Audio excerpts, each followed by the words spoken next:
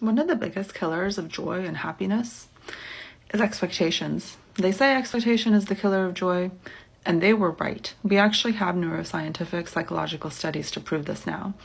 The reason for this is that the part of our brain that kind of controls expectation essentially gatekeeps dopamine. And so essentially, if you have a high expectation for a certain experience, for a person, for a job, etc., and that does not exceed your expectation, then you will feel bad. You will feel like disappointed. You'll feel maybe nothing. And this is a problem because these days we have such high expectations for things.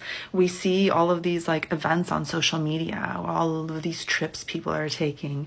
Or before we go to a restaurant, we read like a million reviews because we want to choose the best one. But what does that do? That creates an expectation.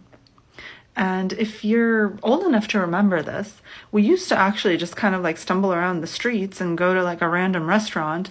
And I'm pretty sure we might have been happier because we really had no expectations. Like we had no idea what we were doing. Like you'd go travel to like a random city and you'd be walking around and you'd get hungry and then you just go into a random restaurant. And if it was good, that was like the funnest experience ever because we had no expectation. And consider this.